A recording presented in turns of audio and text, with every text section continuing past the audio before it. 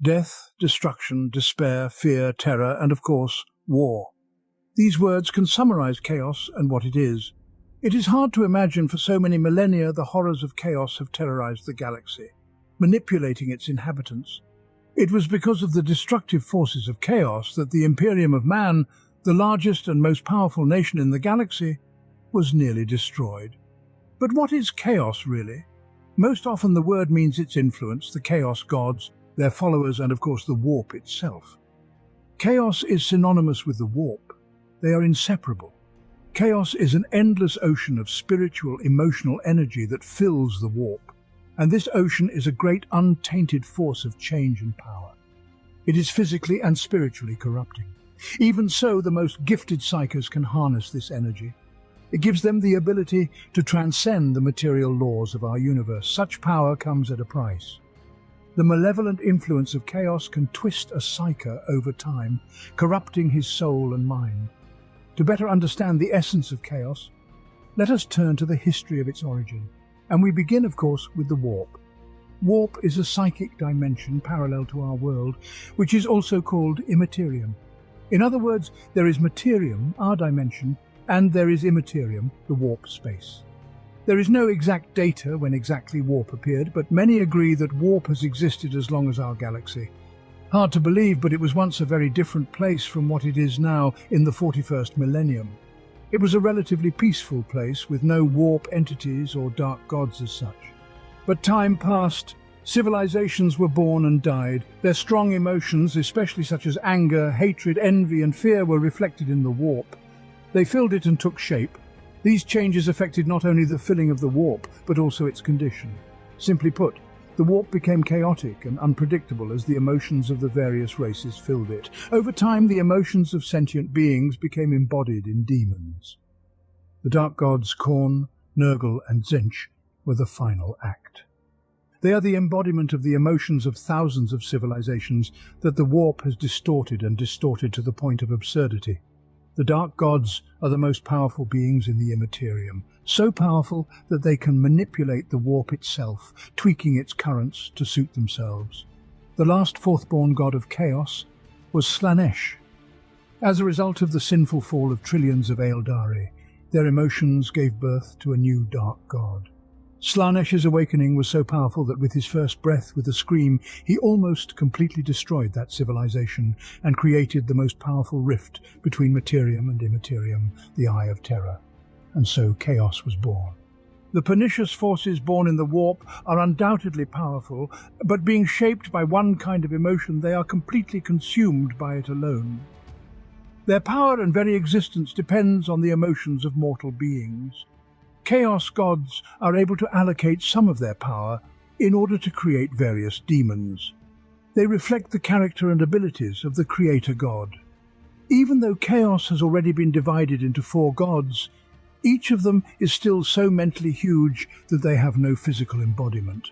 They remain beings solely of the warp, which does not prevent each from having a vast number of servants and slaves among demons and material races, especially humans. In general, the rise of chaos and its first 3 gods, as legends say, is linked to the development of humanity. It is people, according to many, are primarily responsible for the violation of the harmony of the warp, because there is no escape from the darkness in human hearts. The 4 gods are constantly in competition with each other. Their struggle is reflected in the form of battles between their followers in our material world. Victory in such battles increases the power of a god. However, the victory itself is not necessary. The important thing is simply that the action itself is done for its own sake. At the same time, however, in the warp itself, the gods are engaged in a constant struggle among themselves, for each of them realizes the power that comes with ruling over the immaterium. Their struggle, which they also call the Great Game, will go on forever. It is clear that none of the gods intends to share such absolute power. As previously stated, the warp was not always the horrible place it was known to be at the time of the 41st millennium. The first chaos god to awaken in the warp was Khorne, and he was born out of the emotions that accompany many battles: rage, uncontrollable anger, will, fortitude, hatred, and destruction. Rumour has it that both martial prowess and honour are also aspects that Khorne values. He is the oldest and most powerful of all the Chaos gods. The first blobs of energy representing Khorne entered the Warp during the Old One's war with the Necrons, but it was not until the active wars of Terra's Bronze Age that he was finally awakened. Khorne grew stronger with every act of violence, whether it was done by his followers or not. The name Khorne itself is derived from the dark language word Karneth, meaning Lord of Blood or Lord of Rage. Khorne despises any weakness. Accordingly, he considers the weak unworthy of his rage and therefore does not approve of killing them. However, the actions of his followers completely refute this theory. Khorne despises magic and those who use it. Because of this, he hates Tzeentch. Even so, his main enemy is Slaanesh, whose aspects are completely opposite to Khorne. He considers him a weakling with no warrior honour or pride. All of Khorne's followers are warriors in spirit as well as in body. He never requires his followers to build temples or other such things of no use to him. He is glorified right on the battlefield, because the entire Khorne cult is built on the blood spilled in honourable battle, both of the enemy's blood and one's own. It is said that if any of his followers go a single day without killing, the Lord will definitely be displeased. The next god of chaos held after Khorne is Tzeentch. Tzeentch represents the thirst for change and change. He is known by 1,000 names. The most common ones are Changer of Ways, the Lord of Change, the Lord of Sorcery, the Lord of Entropy, the Great Conspirator, the Weaver of Destinies, and the Architect of Fate. He emerged from the desire for change that lives in the hearts of almost every mortal life form. He is intimately involved with magic, sorcery, with various mutations, and with the most intricate and devious plans. History, destinies, intrigue, and conspiracies, his main interest. He is aware of the dreams, hopes, and plans of all things, and uses this to his advantage, altering and twisting the threads of fate, and constructing his unimaginably intricate plans. Like other Chaos Lords, Tzeentch has a strong interest in humans. No race in the galaxy is as volatile and ambitious as the human race. A spark of hope can ignite a fire that will change a country, an entire world, or even grow into a raging flame that promises to change the fate of the galaxy itself. This is exactly what fuels Tzeentch. He is the greatest mage in all of Warp, and the magic of his realm is inherently about changing anything at will. His followers are sorcerers.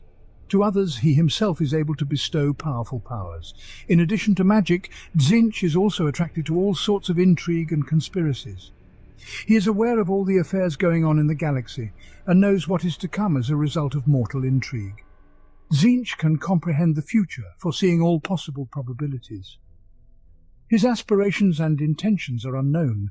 His schemes are incredibly complex, and his plans go so far that only he himself knows when and where they will lead. It is believed that Tzeentch is attempting to expand his holdings in the Warp, but it is just as likely that he may simply be altering the fate of a single mortal.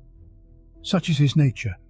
Tzeentch's opposite, and therefore main rival, is Nurgle, who represents despair, hopelessness, and calm acceptance of the future. Naturally, Tzeentch, whose existence is built on a thirst for change, hates this entity. The third of the Chaos Gods to awaken in the Warp is Nurgle. He appeared in the second millennium during the Middle Ages of Terror, when great plagues swept the world, heralding his birth. Of the four gods, it is Nurgle who takes an active part in the suffering of mortals. He commands the diseases and is called the Plague Lord, the Plague God, the Lord of Pestilence, the Fly Lord. It is not uncommon for mortals infected with his diseases to begin worshipping Nurgle for healing. Nurgle is described as a huge creature with a body bloated with disease, with necrotic skin covered in impurities. Nurgle is also sometimes referred to as the Lord of All. After all, everything in the world, regardless of its strength, will someday begin to age and decay. The Nurgle's source of life is their fear of imminent death and disease, and their subconscious response to that fear. The force of life, the driving force behind humanity and other races. Nurgle, like all other Chaos Gods, has his followers among mortals throughout the galaxy. Nurgle himself, as well as his demons, despite his terrifying appearance, are quite friendly and sociable. His demonic servants and mortal followers gladly welcome the pestilences he causes, accepting the plagues as his gifts and the cries of his victims as thanks. He treats his followers in a fatherly manner. They in turn call him Grandfather Nurgle, Father Nurgle, or Plague Father. His Lord of the Flies Church is always open to all those who have realized the inevitability of death and the entropy of the universe. There they become followers of Grandfather Nurgle. The next Chaos God is the youngest of all the other dark gods, yet he is not much inferior in power to the others. He was also the main reason why the Aeldari race was almost completely exterminated. Of course, we are talking about Slaanesh.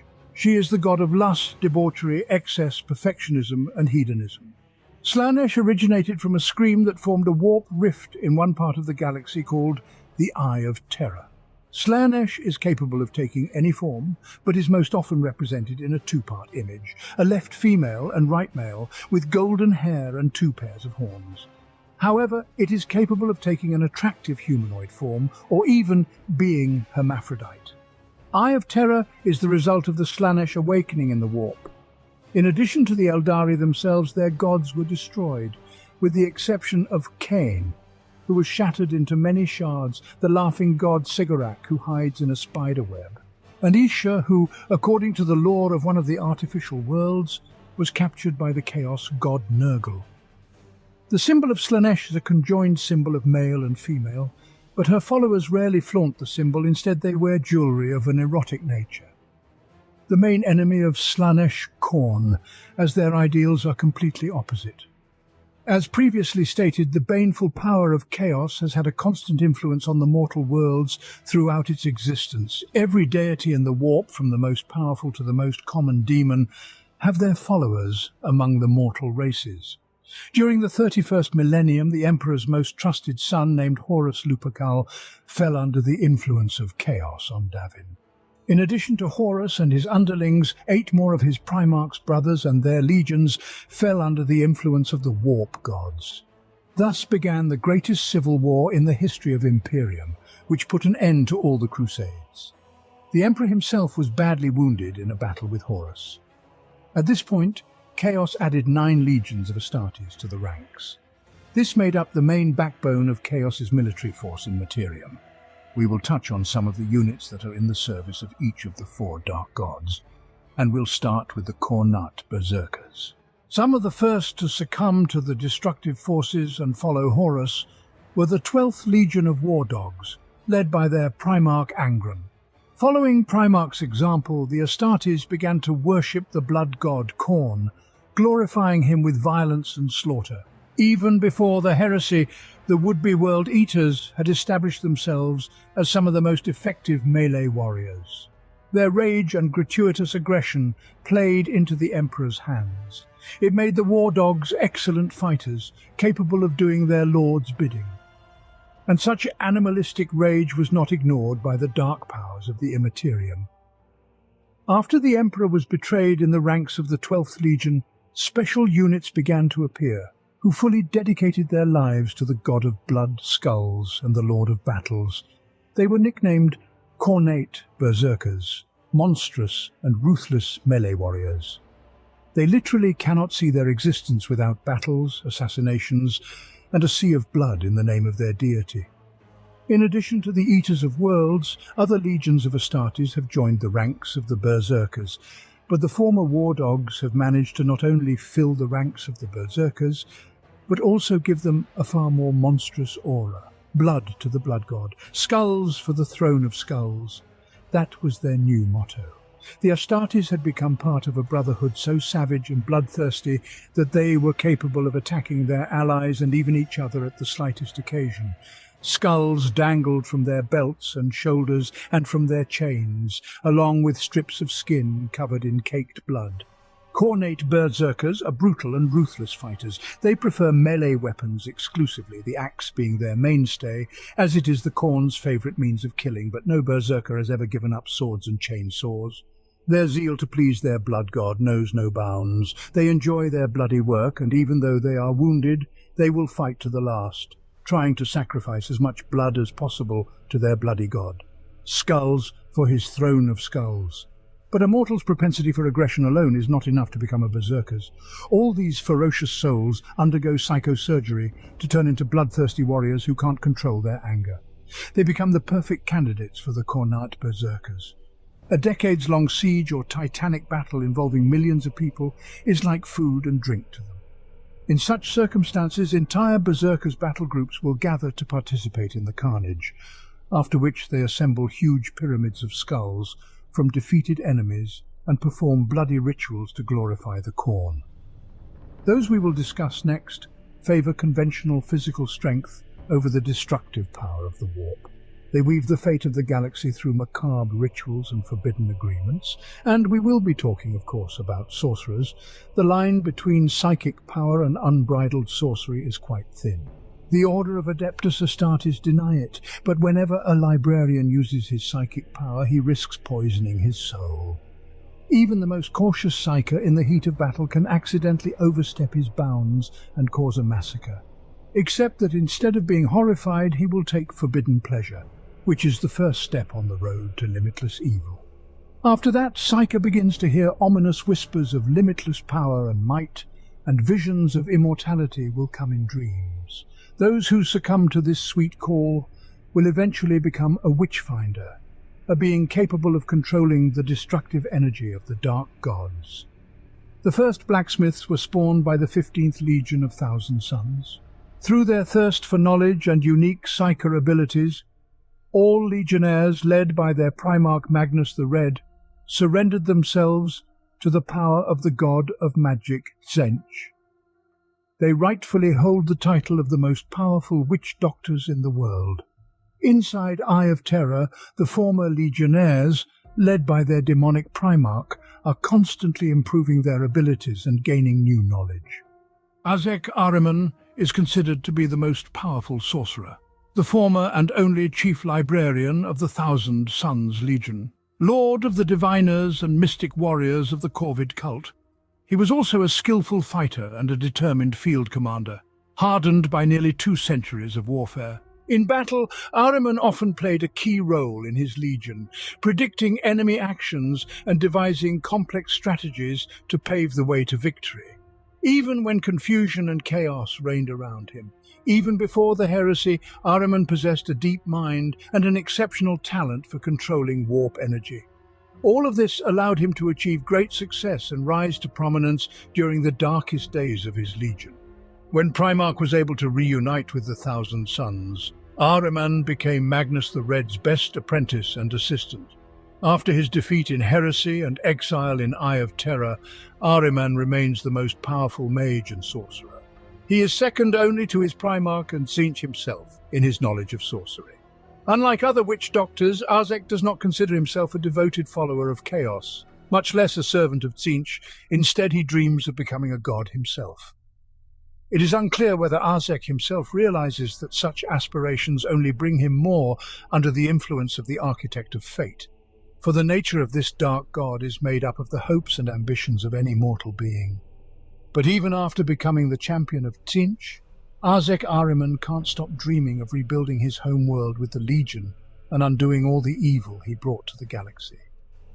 The next Lord of Immaterium, Nurgle, also has his own forces sworn to him during the heresy.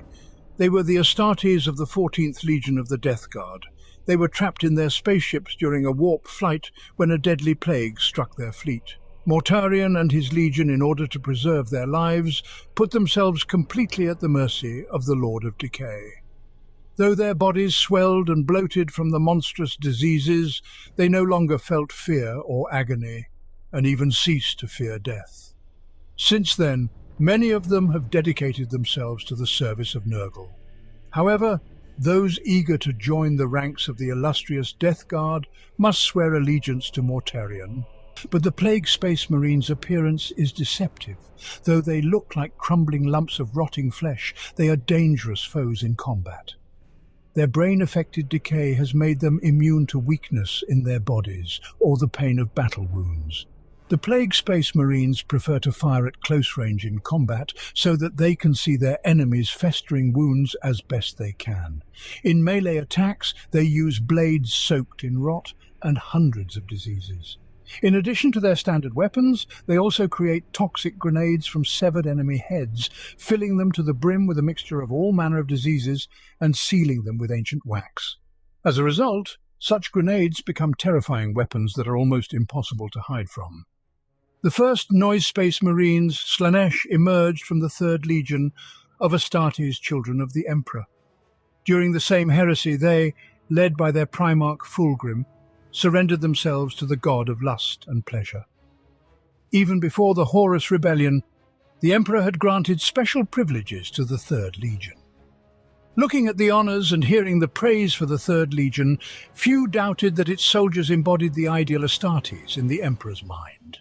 Noble in deed and appearance, outstanding in all things, mighty, enlightened, purposeful and loyal, and from these heights treachery has brought down the Emperor's children, turning them into the most vile and horrible creatures, driven by pride and consumed by unnatural desires. Coupled with all this, the troopers succumbed to the temptation of forbidden pleasures denied them in their monastic life.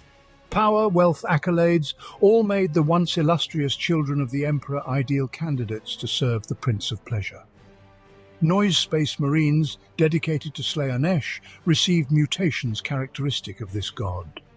Their hearing became 1,000 times stronger than a normal human's and was able to pick up the most imperceptible differences in pitch and volume of sound. All of this was to ensure that the Noise Space Marine's mind was built solely around these sounds. Sounds that elicit excessive emotional reactions. They make other sensations, such as pain or fear, seem faded and worthless. The louder and more disharmonious the sound, the more pleasure the fallen Astartes get. They set off a chain reaction of addiction, and soon only the rumble of battle and the increasing screams of fear of their enemies can fully excite the Noise Space Marine. In such a state, their mind completely shuts down, after which they become a vessel for a hurricane of sensations caused by the music of the apocalypse. Noise Space Marines are clad in distorted power armor, painted in a variety of screaming and mottled colors. Their senses are so oversaturated that they perceive only the most extravagant colors and patterns. The Noise Troopers' weapons amplify a continuous mental cacophony. Slaanesh screams and prayers that can make internal organs burst and bones break. Psykers are especially vulnerable to trooper attacks, for their senses are voiced and suppressed by a continuous mental barrage. They roar songs of hate and destruction that can make the bravest heart tremble with fear. Other Noise Space Marines use weapons that emit harmonics that cut their victims to pieces, but the most powerful weapons concentrate a special note that rises to an explosive crescendo, using a devastating harmonic that explodes at a given point with a deafening impact. Even heavy equipment can be destroyed by such an atonal attack, as armor plates literally shatter and crew members explode like fruit crushed under the troopers' boots. Before I continue to introduce you to the Dark God's army, it's worth mentioning Chaos Undivided. The followers of Chaos Undivided, unlike other certain fallen legions, honor Chaos itself in the form of all 4 Chaos gods as a single pantheon, worshipped equally in all its manifestations as a single force. Some seek to harness the power of Chaos for their own purposes. This is a rather risky path, and it has only 2 outcomes: achieving demonic status or ultimate damnation, becoming a spawn of Chaos, and having your soul consumed by the destructive force. Chaos cultists are considered the most ardent and widespread devotees of indivisibility, living like cockroaches among the trillions of people across the galaxy. Cities of hives miles high are choking on overpopulation. Populous apartment complexes sprawl across entire continents, and industrial worlds are relentlessly stamped and produced by the efforts of countless workers under the watchful gaze of their ruthless overlords. The Imperium's great restrictions and decimal regime provide fertile ground for various uprisings and rebellions. They are like a keg of gunpowder that cultists are ready to happily set on fire at any opportunity. In one form or another, they can be found almost anywhere in Imperium. Cultists try to hide their true nature and do not stand out unnecessarily. This is why they are hard to distinguish from the average person. But their clothes hide their tattooed and symbolized flesh. At the sight of these symbols, the eyes of those who believe in the Emperor begin to ache. After the forces of chaos begin a full-scale invasion of the planet, the cultists are not left behind. These cockroaches crawl out of the most inconspicuous crevices and, clad in makeshift armour, pick up the weapons they've kept hidden for so long. After that, they prepare to overthrow Imperium. Few factions unite under demagogues, preaching with success where the daily lives of Imperium citizens are so hopeless that the mere hint of a new order can intoxicate them. Despite the primitiveness of the weaponry, which consists mostly of knee-high assembled machine guns and industrialized flamethrowers, better armed enemies, the cultists literally drown with their numbers. Unexpectedness, numbers, and spontaneous appearance make the cultists dangerous enemies, both for a single planet and for the entire Imperium. The following followers of Chaos Undivided are not as numerous as the cultists.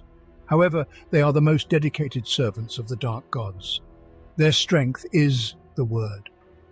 They carry it between the ranks of the Warp Legions, the Dark Apostles of the Chaos Army, which we will discuss next. Even before the Horus Rebellion, a Nicaea court was convened in the Imperium, at which the Emperor issued a decree on the creation of chaplains in the ranks of the Astartes legions. From then on, each legion, and later the Order, had in its ranks loyal followers of the Emperor, keeping an eye on the fighting spirit and morale of the brethren. However, after the betrayal of the criminal legions that followed Horus in many of the renegade ranks, this role remained but was transformed in the most perverse way. Thus were born the Dark Apostles, a vile parody of the Emperor's servants, the Dark Four praising them with their blasphemous speeches. Each Dark Apostle is an important figure in the plans of the Chaos Gods. Their whole raison d'etre is to praise their masters and convert the uninitiated. With their sweet promises of power and power under the warp, the Apostles can seduce entire cities and regiments of Astra Militarum. And their most hated adversaries are the Imperial Church of the God Emperor. In desecrating the holy places of the Ecclesiarch, the Dark Apostles see the greatest offerings to chaos. On the battlefield, the Apostle is a horrific sight, a huge figure of space marines in blasphemous armor, slowly pacing the battlefield without stopping to shout heretical prayers. Their entire body is often covered with the same tattoos praying to the gods of chaos, and their armor is covered with many scrolls with the same prayers and dark symbols. Even their weapons are a mockery of the Emperor's servants. They call their powerful power sticks and staffs the Dark Crozius, and around the Apostle there are always crowds of slaves and cultists as loyal as possible, echoing his sermons and protecting him with their miserable bodies. Rarely does a Dark Apostle choose to serve any one god, so most of them are Chaos Undivided slaves. The Apostles are not the best warriors, nor are they skilled in sorcery, but even among the forces of chaos they wield powerful authority. Countless agent networks of cultists inhabit countless Imperium planets. They are just waiting for their lord to order them to take action. One word from an apostle is enough for a planet to instantly erupt in civil war, for victory, in which monstrously hideous altars are built on which the cultists who have just brought them victory are sacrificed en masse in the name of chaos. The greatest number of Dark Apostles are in the ranks of the Legion of the Word-Bearers, which is not surprising because its Primarch Lorgar is the main preacher of chaos in the galaxy, and therefore the other legions and gangs of traitors are trying to lure at least one apostle to them by any means. After all, this gives them not only the blessing of the gods, but also a huge crowd of followers and dark priests ready to rush at the enemy at the first signal. Even instances have been known of the Dark Apostle's dark word, perverting even the most devoted sons of the Emperor. Lorgar was the first Primarch whose heart turned away from the light of his father, but he did not do so solely of his own free will. Erebus, one of the most powerful captains and the first chaplain of the Legion of the Bearing Word, had long been a slave to pernicious forces. When the Emperor punished Lorgar for worshipping him as a god, Primarch was shocked, and it was Erebus who suggested to him that since the Emperor was not worthy of Lorgar's worship, there were other more ancient forces that were worthy of it. The veil fell from his eyes, and the true power and essence of the warp was revealed to him. The fallen Primarch was eager to share his discovery with the entire galaxy, but Erebus advised him to be careful on his way and then pointed out his next target. It was the warrior Horus himself. The initial phase of his plan was successful. Erebus faked the warrior's injury, after which Horus was taken to the Serpent Priests on Davin. He set in motion a chain of events that led to the largest war in the Imperium, a war that drowned the entire Imperium in blood. In these and 1,000 other dark intrigues, Erebus was both puppeteer and puppet, an instrument of the destruction of everything the Emperor fought for, and one of the pawns of the warp forces. But the most famous follower of Chaos Indivisible was the Black Legion, led by its current commander Ezekiel Abaddon. The former 16th Legion had several names. They were originally the Moon Wolves, but it was after Horus was promoted to warrior that the Legion took the name Sons of Horus, in honor of their Primarch. However, after their defeat on Terra, the Legion, ashamed of their name, was renamed the Black Legion, and their new commander was the already mentioned Abaddon the Despoiler. Now the once illustrious warriors act as a multitude of disparate small gangs and factions throughout the galaxy. They unite only at the call of Abaddon to participate in another Black Crusade. However, it's not so much the Legion itself that deserves attention, but their leader. Ezekiel Abaddon was the greatest hero, a mighty warrior who fought to expand and strengthen the Imperium of humanity. And back in the days of the Crusade, he was the first captain of a legion of moonwolves who fought on thousands of planets, freeing them from Xenos or by force, forcing humans back into the Imperium fold. Abaddon was always on the front lines, and his hatred for the Xenos was as strong as his love and respect for his Primarch. He honored Horus as god, while Horus himself accepted Abaddon as his favorite son. There is an opinion that Abaddon was the son of Horus, although it would be more accurate to say his clone. In the same opinion, Abaddon is the product of the Emperor's earliest experiments in recreating the Primarch, at a time when they were scattered by chaos throughout the galaxy. After the Emperor himself renamed the Moonwolves to Sons of Horus, the would-be destroyer rejoiced most, feeling proud of his Primarch. Because of this, after the heresy began, he followed his god without any hesitation, and after Horus died, he vowed to avenge his named father on the entire Imperium. He is now a Chaos warrior, an informal leader who unites all Chaos Space Marines and other destructive forces for the Black Crusades. Their goal is to overthrow the entire Imperium of man and the power of Terra. And while we can only wonder whether he will achieve his goal, or like a pawn in the hands of the warp gods, will find death on the battlefield.